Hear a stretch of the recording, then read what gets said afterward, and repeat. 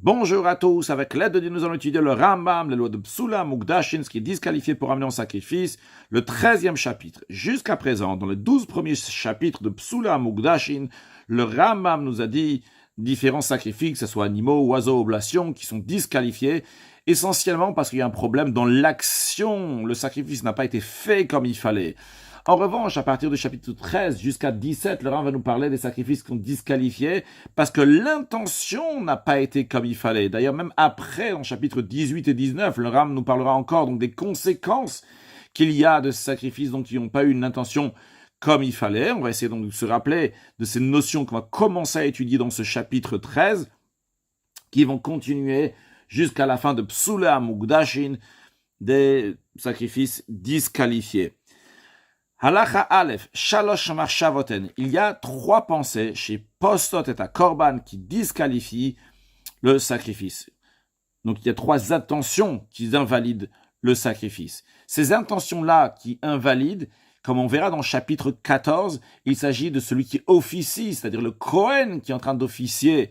Et on verra donc à quel moment ça peut disqualifier ça. C'est au moment donc où il fait les 4 étapes du service qu'il y a aussi bien dans le sacrifice animal, dans le sacrifice d'une oblation, donc que ce soit lorsqu'il est en train de faire la shrita, ou bien lorsqu'il est en train de réceptionner le sang, ou bien transporter le sang, ou asperger le sang, et dans la mincha, lorsqu'il est en train de prendre la poignée, ou bien qu'il est en train de verser la poignée, d'amener la poignée, de la mettre sur le feu. On verra aussi donc pour ce qui concerne donc l'oiseau. Donc dans tous les cas, ça c'est juste pour souligner que c'est des intentions que ça dépend du Kohen au moment où il est en train d'officier. Donc, quelles sont ces intentions qui disqualifient? Ve'elouen, les voici. On va essayer de se rappeler donc de ces 3 notions. Marshavet Shinui Hashem, Marshavet Shinui Makom, Marshavet Azman. Ces 3 intentions qui disqualifient que le Ram va nous expliquer dans les prochaines lignes. Donc la première, l'intention donc qui modifie la désignation du sacrifice. Par exemple, si le Kohen, à la place de penser que c'est tel sacrifice, il a pensé à un autre sacrifice, ou bien à la place de penser que le propriétaire, il fait ça pour le propriétaire, donc il s'appelle Rouven, il a fait ça pour quelqu'un d'autre, donc il s'appelle Shimon. Alors je tiens à souligner, bien que c'est pas maintenant, on apprendra plus tard dans chapitre 15, mais en ce qui concerne donc ce premier détail là de l'intention, de la désignation du sacrifice, ça rend pas vraiment disqualifié le sacrifice. Alors, le sacrifice, il est cachère, c'est juste que les propriétaires ne sont pas quittes de ce sacrifice-là. Deuxième point, le Rav nous dit, Marshavet Shinui Hashem. Donc, Marshavet Shinui Makom. Donc, l'intention de changement d'endroit. On va voir donc dans quelques instants ce que ça veut dire. Ou Marshavet Azman, et l'intention d'agir de manière contraire à la règle concernant le temps, que nous allons voir aussi dans quelques instants sur le texte. Alors, voyons déjà la première notion, Marshavet Shinui Hashem Keitzad. C'est quoi cette intention d'agir de manière contraire à la règle concernant le nom qui rend problématique? C'est celui qui fait la shrita de l'offrande, pas en son nom, pas la désignation de ce sacrifice. Chigon, par exemple, Shaya Ola, Shlamim. Donc c'est un sacrifice holocauste, et celui qui fait la shrita, celui qui fait l'abattage rituel, il va penser que c'est un sacrifice de paix. Donc il n'a pas pensé à ce qu'il fallait. D'ailleurs, quand on parle ici de la shrita, on sait que la shrita, elle peut être faite même par un zar, par quelqu'un qui n'est pas Kohen. Donc même si celui qui n'est pas un Kohen, mais en tout cas c'est celui qui officie, qui fait la shrita, il a la mauvaise intention. O ishratenu leshem ola ushlamim. Ou bien qu'il a battu avec l'intention que c'est et un holocauste et un sacrifice de paix. Alors que c'est qu'un seul sacrifice, non pas, ça ne peut pas être les deux. O leshem shlamim ou leshem ola. Ou bien il a pensé, donc, au début, que c'est pour le sacrifice de paix, et après, toujours dans sa pensée, à la suite de ça, il a pensé que c'est un holocauste. Donc il a battu l'offrande, non pas au nom de Rouven, qui est le propriétaire, mais au nom de Shimon. Zohi Marshavet Shinui Hashem. Ça, c'est la définition d'une intention qui modifie la désignation du sacrifice, le Shinui Hashem, ou simplement donc le changement de nom. Le nom de l'animal, la désignation de l'animal, ou bien le nom du propriétaire. Deuxième point, nous avons vu, Marshavet Hamakom. Donc, le Rav nous dit, cette pensée, cette intention d'agir de manière contraire en ce qui concerne l'endroit, Keitzad, comment ça, de quoi s'agit-il? Kegon, le Rav nous donne un exemple. chez Shachat et Azevach Lishmo. Il n'y a pas eu le premier problème. Le Shem, le nom, la désignation, elle était bonne. Et il fallait que c'est amener un sacrifice holocauste. Il a pensé, c'est un sacrifice holocauste. Ou c'était un sacrifice de paix, il a pensé sacrifice de paix. Mais le problème, il est qu'il a fait ça à Almenat, à condition, avec l'intention, l'Izrog Damo, pour asperger le sang de ce sacrifice. Ou bien d'offrir, de mettre en feu, de mettre sur le feu quelque chose qui est apte à mettre sur le feu, mais son intention était de faire chutz la hazara à l'extérieur du parvis, c'est-à-dire que ça soit asperger le sang, qu'en général doit être aspergé sur l'autel. Lui, il a eu l'intention de l'asperger, donc à l'extérieur de la hazara, ou bien qu'il a eu l'intention de mettre sur le feu, non pas sur l'autel, mais à l'extérieur de la hazara. Et d'ailleurs, le Ram nous dit ici, ça doit être davar ara ou ilak tarak, une chose qui est apte à monter sur le feu. Dans le prochain chapitre, le Ram nous donnera plus de détails, il nous expliquera qu'est-ce qui est appelé raouila ktara, qu'est-ce qui est apte à être offert sur l'autel, ce qui n'est pas apte à être offert sur l'autel. Or, encore un exemple, dans la notion donc de marchevet hamakom, dans l'intention contraire à la règle qui concerne donc l'endroit, encore un exemple, le Ram nous dit, donc il a pensé qu'il a pensé à manger quelque chose donc qui est apte à être mangé, donc des parties des sacrifices qui peuvent être mangées. Dans le prochain chapitre, le Ram nous donnera et nous dira qu'est-ce qui est davar araouila achila. Donc chutzim comme achilato, mais il a pensé le manger à l'extérieur de l'endroit où ça doit être mangé. Certains sacrifices doivent être mangés dans la cour du temple, certains sacrifices doivent être mangés à Yerushalayim. S'il a eu l'intention de le manger pas où il fallait, pas au makom où l'endroit où il faut, ça c'est l'intention de changement de l'endroit. Donc, dans sa tête, il a eu l'intention d'agir de manière contraire à la règle qui concerne l'endroit où ce sacrifice doit être mangé, ou bien le sang, ou d'où est-ce que le sang doit arriver. Donc, il a pensé à un autre endroit, ou bien l'endroit où il doit être brûlé, il a pensé à un autre endroit. Puis, nous avons le troisième point, Marshavet Azman. Donc, l'intention d'agir de manière contraire à la règle qui concerne le temps. Donc, le changement de temps dans son intention. Keitzad, comment ça? Kegon, par exemple. Il n'y a pas le premier problème que nous avons vu, le Marshavet Shinui Hashem, la pensée de changer de nom de désignation. Non, il a fait comme il fallait. C'était un sacrifice holocauste. Il a eu l'intention que c'est un sacrifice holocauste. Sacrifice de paix, il a eu l'intention que c'est un sacrifice de paix. Il n'y a pas non plus le deuxième problème. Parce qu'Almenat Lizrok Damo, il avait aussi l'intention d'asperger le sang là où il faut, mais pas au moment où il faut. Il a pensé à le faire, mais achaché tishka achama. Asperger le sang sur l'autel, donc c'est l'endroit où il faut, mais après le coucher du soleil. Et après le coucher du soleil, chez Inosman Zrikato, c'est plus le moment d'asperger le sang maintenant. Oh, ou bien encore un exemple dans Marshavet Azman, donc en ce qui concerne donc le temps, qu'il a une intention qu'il fallait pas. Il a eu l'intention, au moment où il faisait la shrita, la hakir bemenu davar araouila aktara, qui va prendre donc quelque chose qui est apte à être brûlé sur l'autel. Et donc, ça, il n'y a pas de souci, c'est comme ça que ça doit être. Mais il a eu l'intention de quand est-ce qu'il va le mettre sur le feu, les machar, le lendemain, mais achashega la mudashachar, après l'aube, le lendemain, chez Inosman Aktarato, c'est plus le moment de l'offrir sur l'autel, c'est déjà passé le temps, on l'offre le jour même, et s'il faut, il y a encore le soir, mais après, c'est fini le lendemain. Donc, ici, le problème, c'est pas l'intention du sacrifice, ni l'intention de l'endroit, mais c'est l'intention du temps.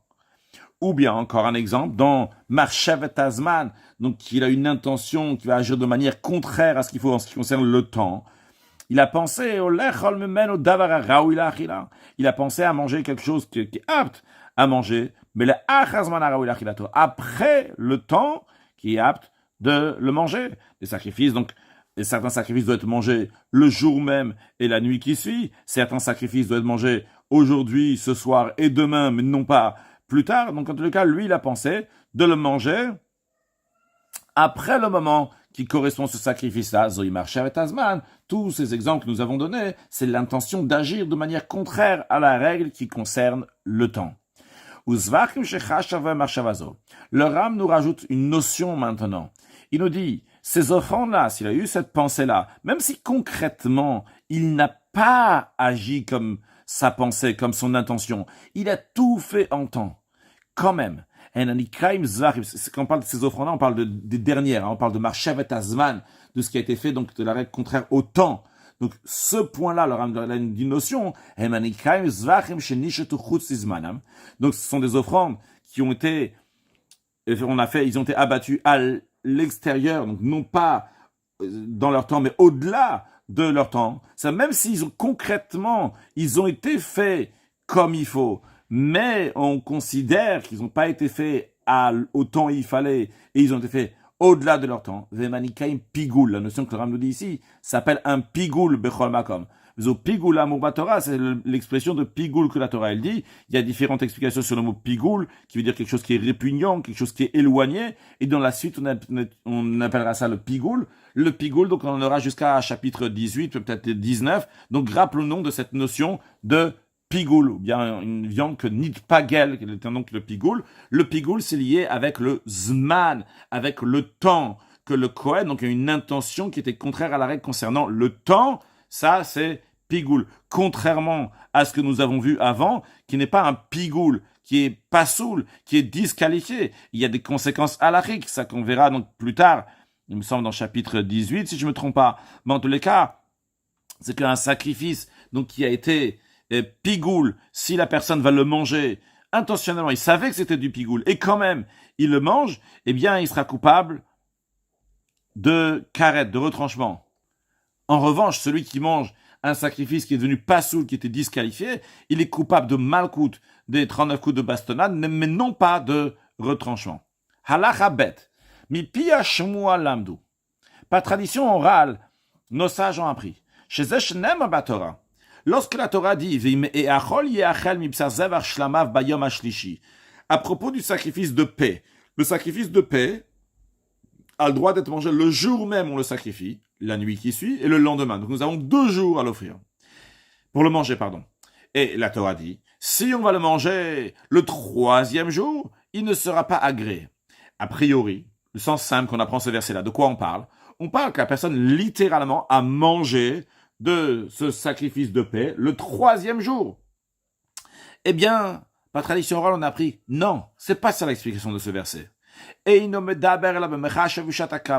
Ici, de quoi on parle? De quelqu'un qui a eu l'intention, au moment où il a offert le sacrifice, il a eu l'intention chez Yochal Memen ou Bashtishi qui va manger le 3e jour, que le 3e jour, c'est plus le moment pour le manger. Et sur ça, on dit que c'est un pigoul, il sera pas agréé. Vehu adin lechol korban. Il en est de même pas seulement pour le sacrifice de paix, à propos duquel le verset le dit clairement, mais à propos de tous les autres sacrifices. Qu'il a eu l'intention, au moment où il est en train de faire les actions, les étapes de service, qu'il a eu l'intention chez Yochal Memenu la Achazman Araoui Achilat Korban qu'il va manger, après le moment qui est apte pour ce sacrifice-là, eh bien, ces intentions-là rendent le sacrifice pigoul. Vechen, de même. Il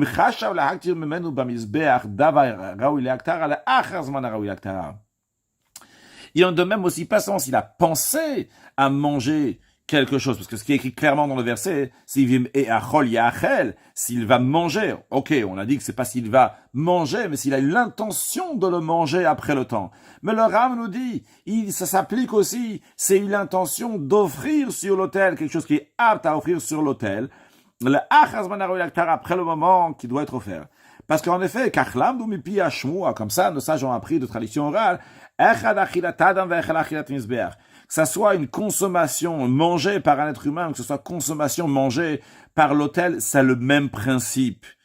Quand l'autel va consommer ce sacrifice, c'est aussi appelé une achila, une nourriture, une manière de consommer comme veim e achol yachel. Donc, s'il a pensé de manger ou d'offrir, c'est-à-dire ou d'offrir ou de mettre sur le feu, après, de mettre sur l'autel, après, au-delà du temps qu'il faut, aria korban pigoul, le sacrifice, il est pigoul. En effet, l'expression vim et achol yachel, double expression de nourriture, de consommation, nous apprend ça s'applique aussi bien sur la consommation d'un être humain ou bien la consommation de l'autel. S'il a pensé au moment du sacrifice qu'il allait le faire consommer, que ce soit par un être humain ou bien par l'autel, au-delà du temps qu'il faut, c'est pigoul.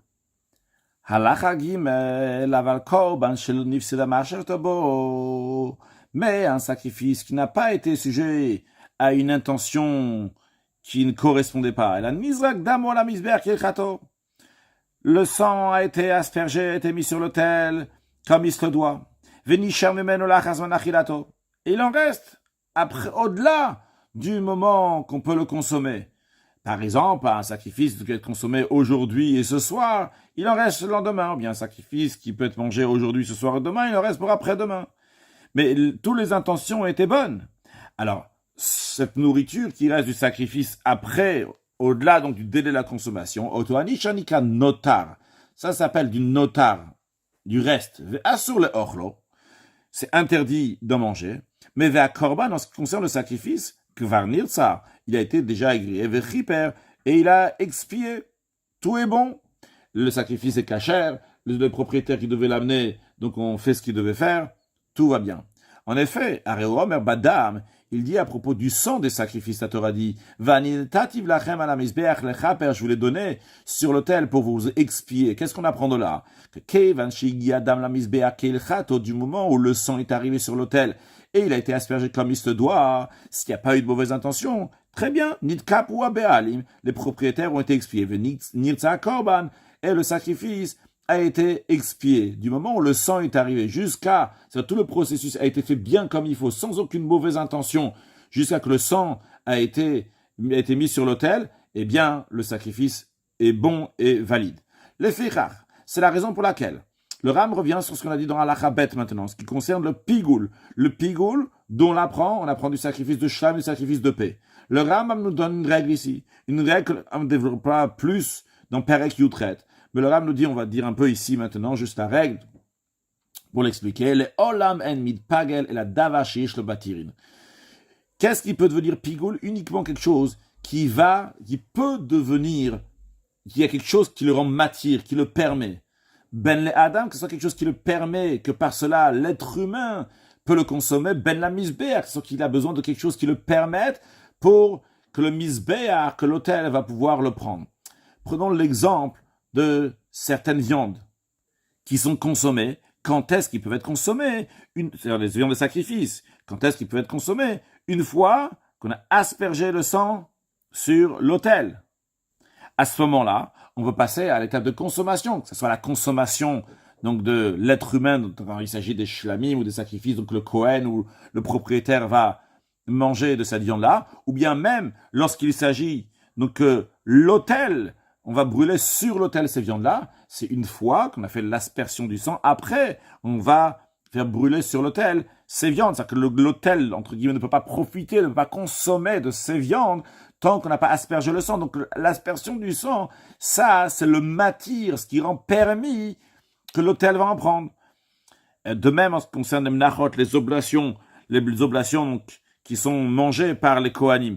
Quand est-ce que les Kohanim peuvent manger? Il y a certaines oblations que les Kohanim ne mangent pas, ils sont entièrement sur l'autel. Et justement, d'ailleurs, dans cela, il n'y a pas la notion de pigoul. Si une mincha d'un Kohen, l'oblation d'un Kohen qui est entièrement brûlée sur l'autel. Ici, il n'y a pas la notion de pigoul. C'est uniquement lorsqu'il y a une mincha, par exemple. Je donne l'exemple d'une mincha, ça peut être dans d'autres choses aussi. Mais on retrouve ça dans une mincha, dans une oblation que quelqu'un d'ordinaire amène, quelqu'un qui n'est pas Kohen. Et donc, il y a seulement une poignée qui sera offerte sur l'autel. Et une fois que la poignée, le komet, sera offert sur l'autel, suite à ça, les Kohanim pourront manger le reste de la mincha de l'oblation. Alors, dans ces cas-là, ça ressemble au sacrifice de paix, qu'il y a un processus, il y a davaram matir, quelque chose qui permet, en l'occurrence ici, c'est dans la mincha, c'est la poignée qui va permettre, donc que le reste peut être consommé par les Kohanim. Donc, dans ça, il peut y avoir pigoul. C'est ce que le Rambam nous dit, que Moshe Idbar, le Rambam nous dit que ça sera expliqué, donc, Perek Yutred, le Rambam nous donnera plusieurs exemples. Le Rambam nous dit que les trois intentions que nous avons vues, que ça soit que le Kohen, il a eu cette intention-là, cette mauvaise intention donc 4 étapes du sacrifice. Shrita, Oshechashav, Bishat, Kabbalatadam, mais qu'il a eu une de ces 3 intentions-là au moment de réceptionner le sang, Bishat Olachat Olamizbeach, ou bien au moment où il transportait ce sang à l'autel, ou bien au moment où il a aspergé ce sang sur l'autel. Donc, ça, c'est les 4 étapes du service. Donc, c'est important que le Kohen ne va pas avoir la mauvaise intention. Comme on verra dans la suite, que s'il a une mauvaise intention dans d'autres moments que ces 4 moments-là, ça sera quand même kasher. Tu apprends de là, que tu apprends de là que dans 4 étapes du service, le sacrifice peut être disqualifié par une mauvaise intention. C'est quoi ces 4 étapes? Bishrita, lors de l'abattage du sacrifice, ou Kabbalah, lorsqu'il réceptionne le sang, Bolachatadam, lorsqu'il transporte le sang à l'autel, ou Bizrikato à la Mizbeach, lorsqu'il asperge sur l'autel. Mais dans les autres étapes du service, qui ne sont pas considérées des étapes donc essentielles, on va dire, du service, eh bien, ça ne va pas disqualifier le sacrifice, il a eu une mauvaise intention. Alachae, en ce qui concerne l'oiseau, Ve'aof, l'oiseau, Bishne Dvarim, il y a uniquement 2 choses, 2 étapes. Bimlika, au moment où il fait la melika, donc il va rompre le cou de l'oiseau avec son ongle, qui correspond à la shrita, ou Mitsuyadam, et au moment où il est en train d'appliquer le sang sur l'autel, donc il est en train faire l'expression du sang sur l'autel, vu que donc là-bas il n'y a pas de keli, il n'y a pas de réceptacle, donc il n'y a pas de kabbalat adam, il n'y a pas de réception de sang dans l'oiseau, il n'y a pas donc non plus holachat adam, il n'y a pas non plus de transporter le sang, vu que directement on prend l'oiseau et on met son sang sur l'autel. Donc il n'y a que seulement 2 étapes dans lesquelles la pensée du Kohen peut disqualifier le sacrifice. Alachavav. En ce qui concerne donc les oblations donc qui doivent prendre une poignée, comme on a dit tout à l'heure, qu'il y a certaines oblations qu'on ne prend pas de poignée. L'oblation du Kohen, par exemple, elle est entièrement brûlée sur l'autel, mais les oblations d'autres personnes ordinaires, il y a seulement la poignée de l'oblation qui a été prise par le Kohen qui va être brûlée sur l'autel, mais le reste n'est pas brûlé sur l'autel. Alors les menachot hanikmatzot be'arba, il y a 4 étapes. Bikmitza, lorsque le Kohen prend la poignée, ce qui correspond d'ailleurs à la shrita, à l'abattage dans un animal, buntinat kometz biklisharet, et une fois qu'il a pris cette poignée, il la met dans un ustensile sacré qui correspond d'ailleurs à kabbalat adam, à réception du sang dans un animal, ou beholachat kometz lamizbeach, lorsqu'il transporte cette poignée pour arriver jusqu'à l'autel, donc ce qui correspond dans un animal à holachat adam, à transporter le sang, ou bizrikato à la èche, et lorsqu'il va prendre cette poignée et la jeter sur le feu, qui correspond à lorsqu'on prend donc le sang et on le jette sur l'autel. Donc c'est les 4 étapes qui disqualifient s'il a une mauvaise intention dans ces 4 étapes-là dans la mincha. Aval, alachazai, mais imcha shavit varim achem, s'il a pensé une intention qui n'est pas adéquate, donc une mauvaise intention dans d'autres moments du service. Chutz meilu, non pas dans les 4 qu'on a mentionnés, ou bien dans les 2 pour l'oiseau, qui compte chez Chashav Bishat Hefshet, par exemple, qui a eu la mauvaise intention au moment où il est en train de dépouiller l'animal, au Bishat Nituach, au moment où il est en train de dépecer l'animal, au Bishat Olachatem Lamizbeach, ou bien au moment où il est en train d'amener, transporter les parties sacrificielles qu'il doit faire brûler sur l'autel, au Bishat Blilata Mincha, ou bien qu'il s'agit donc d'une mincha, d'une oblation, s'il a eu la mauvaise intention, donc au moment où il est en train de mélanger l'huile avec la farine de l'oblation, au Bishat Agashata, ou bien au moment où il est en train de la présenter, c'est quand on la prend, elle se trouve dans un ustensile comme ça avec la farine, et il le présente sur le coin sud-ouest de l'autel. Il a eu une mauvaise intention à ce moment-là avec Ayot, c'est vite varimel, ou ce qui semblable à cela, mais qui n'est pas donc des étapes que nous avons dit avant. Eh bien, cette mauvaise intention n'a aucun effet,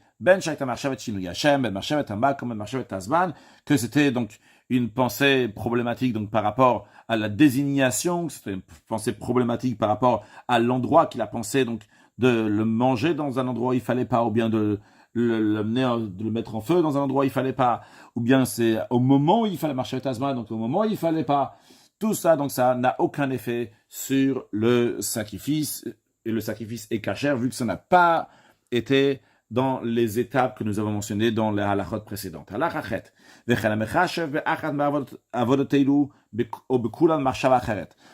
Jusqu'à là, le Ram il a parlé que ces mauvaises intentions-là, ils vont disqualifier le sacrifice uniquement s'ils ont été faits dans 4 étapes, ou bien 2 étapes pour l'oiseau, uniquement à ce moment-là, donc ça va les disqualifier. Maintenant, le Ram va nous parler donc des intentions qu'il ne faut pas. S'il a eu d'autres intentions, des intentions qui ne correspondent pas au sacrifice aussi, mais ce n'est pas les 3 intentions que nous avions mentionnées avant. Donc, s'il a eu une autre intention, que le Ram va mentionner dans quelques lignes, dans quelques instants, donc des intentions qui ne correspondent pas non plus au sacrifice, et il a eu ces intentions-là au moment des 4 étapes du sacrifice, ou dans une des 4 étapes, dans toutes les 4 étapes, donc à part les 3 mauvaises intentions qu'on a dit, mais d'autres mauvaises intentions, eh bien, et notamment cette mauvaise pensée ne fait perdre rien du tout, il n'a rien perdu, ça n'a aucune incidence, ça n'a aucune signification. Kitzad, comment ça? Le Rav nous donne des exemples. Quelle autre mauvaise pensée il peut y avoir à part les 3 que nous avons mentionnés au début du chapitre? Celui qui a une mauvaise intention, que ce soit dans les 4 étapes, ou une des 4 étapes, donc de l'abattage, de réception du sang, de transporter le sang, d'asperger le sang. Et quelle mauvaise intention il a eu? De laisser le sang de ce sacrifice-là. Il s'est dit, je vais pas l'asperger sur l'autel. Ou bien il a l'intention de laisser les émourim, les parties sacrificielles, ne pas les mettre sur l'autel jusqu'à le machar, jusqu'au lendemain. Aujourd'hui, il n'y a rien du tout. Demain, on va s'en occuper. Mais, en vérité, il ne faut pas que je dise, il s'est dit demain, je vais m'en occuper. Et lui, ce qu'il s'est dit, aujourd'hui, je ne m'en occupe pas. C'est ça le point. C'est-à-dire, il n'a pas dit, je vais l'asperger demain, ce sang-là. Je vais amener ces parties sacrificielles demain. Il dit, aujourd'hui, je les laisse, je ne les touche pas. Même demain, si on ne va pas le faire, ou que demain, le faire, ça ne nous intéresse pas ce qui va se passer après. Ou bien, il a eu cette mauvaise intention-là de prendre le sang, ou bien les parties sacrificielles, de mettre à l'extérieur de la cour du temple, mais il n'a pas eu l'intention d'asperger le sang à l'extérieur, ou bien de faire brûler ces parties sacrificielles à l'extérieur. Juste, il a dit, je vais les sortir à l'extérieur. Oh, encore une mauvaise pensée qu'il a pu avoir. Chachav, Lizgok, Adamala Kevesh. Il a eu l'intention de jeter le sang sur la rampe de l'autel à la place de le faire sur l'autel même. Donc, en conséquence de cela, donc ça ne sera pas face au soubassement de l'autel comme il se le doit. Le malan, il a eu l'intention de mettre, il y a certains sang qu'il faut mettre donc sur la partie inférieure de l'autel et certains qu'il faut mettre sur la partie supérieure de l'autel. Et lui, il a eu l'intention de mettre le sang qu'il doit mettre dans la partie inférieure, de le mettre sur la partie supérieure. Le sang qu'il faut asperger sur la partie supérieure de l'autel, lui, il s'est dit qu'il va la faire sur la partie inférieure. Ou bien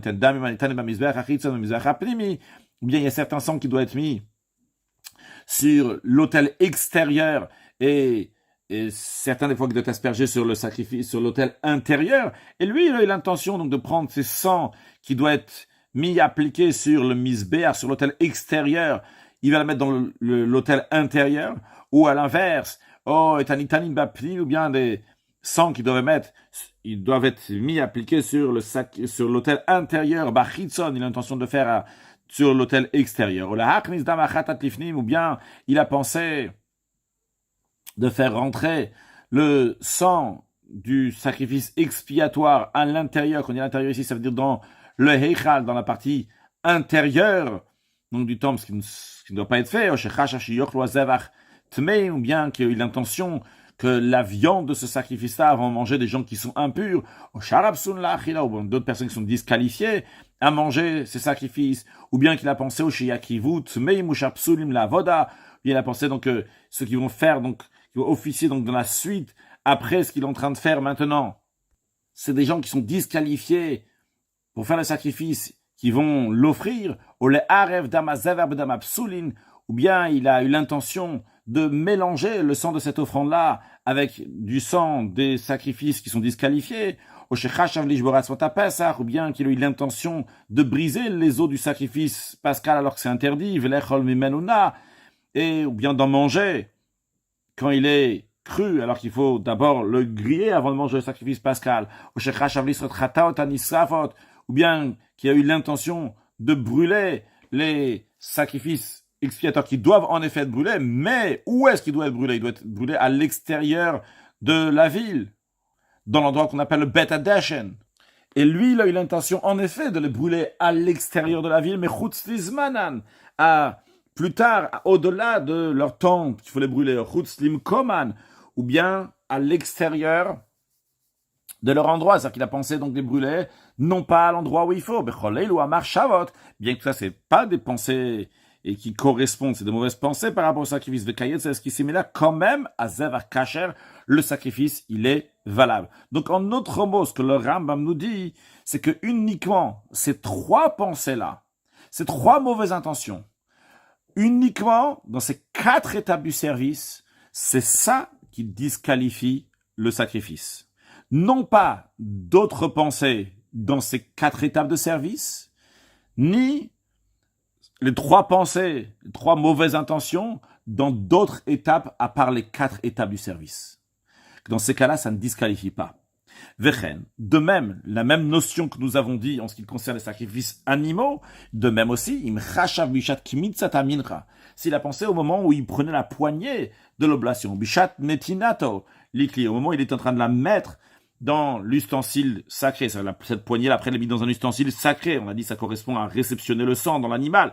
Ou bishato lachato, ou bien au moment où il était en train d'avancer, transporter cette oblation, cette poignée à l'autel. Ou bishat zrikato à la moment où il est en train de jeter cette oblation, cette poignée d'oblation sur le feu de l'autel.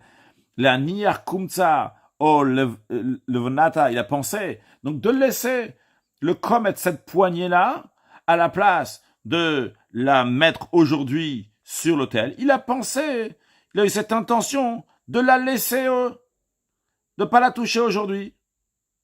Il n'a pas pensé qu'il va l'offrir demain. Il a juste pensé, je ne m'en occupe pas aujourd'hui. Ou bien la levona, au Liban, il a pensé aussi, j'en occupe pas aujourd'hui. Ou le tsiolachutz, ou bien il a pensé que je vais le mettre à l'extérieur, cette poignée d'oblation, bien l'oliban, mais il n'a pas pensé l'offrir, le faire brûler à l'extérieur. Juste ne pas s'en occuper aujourd'hui. À réseau que en tous ces cas-là, c'est valable. Le principe, comme nous avons dit, uniquement les trois mauvaises intentions dans les quatre étapes, rien d'autre. Halachatet, Dvar Be'arno, on a déjà expliqué, on avait appris dans le premier chapitre de Psula Mugdashin, Sholacha Shelo Baregel, que transporter, non pas à pied, le Kohen par exemple, il est sur place et il jette quelque chose, donc il amène quelque chose plus loin, dans lequel il n'est pas en train de le transporter, eh bien, Eina Olacha, ce n'est pas considéré un transport. Les filles, c'est la raison pour laquelle Kohen Amarcha va posséder là-bas, dans telle situation, si le Kohen n'est pas en train de transporter, eh bien, c'est pas en train d'avancer donc avec ses pieds, eh bien, c'est pas considéré une holacha, donc la mauvaise intention ne va pas disqualifier. En revanche, le Rav nous dit, quelqu'un, un Kohen, donc, qui marche, il est en train de transporter, marcher, dans un endroit, c'est pas nécessaire, il fait un détour. Eh bien, quand même, c'est quand même considéré un transport de ce qu'il est en train de transporter. Il va marcher, va posséder bas. Et donc, vu que c'est considéré holacha, eh bien, s'il y a une mauvaise pensée, eh bien, ça va disqualifier s'il a eu des mauvaises intentions. Keitzad, comment ça? Le Ram nous donne un exemple. Ki beladam, s'il a réceptionné le sang, ve'omed bimkomo. Il se trouve il reste sur sa place. Le Kohen n'est pas en train de faire une holacha, en train d'avancer avec. Ou pachat yadobo le zar kol hamizbeach. Il a tendu sa main pour jeter ce sang-là sur l'autel. Mais il n'a pas marché avec ses pieds. Et au moment où il est en train de pencher, de tendre sa main avec ce sang-là, badin, avec le sang, vers l'autel, il est en train de penser une mauvaise intention, et n'a marché pas. Cette mauvaise intention ne disqualifie pas. Parce que c'est vrai qu'il est en train de tendre sa main, mais il n'est pas en train de marcher à pied. Donc, c'est pas considéré une holacha. Aval. Le Rav maintenant nous donne un exemple pour la deuxième partie sur ce vers Hamehalech. Le Rav nous donne un exemple. Kibel adam bifnim. S'il a réceptionné le sang à l'intérieur, donc il n'était pas loin du misbeach, et il avait quelques mètres à faire. Et à la place d'aller comme ça vers l'autel, ou bien même il était carrément à côté de l'autel, il n'a pas besoin de marcher, on va dire. À la place d'aller vers l'autel, il n'est pas parti vers l'autel. Et là, il est parti dans l'autre sens, comme si qu'il allait à l'extérieur. Et comme ça, en marchant, en allant à l'extérieur, il a eu une mauvaise intention de marcher avec Azman, de Kayotseba.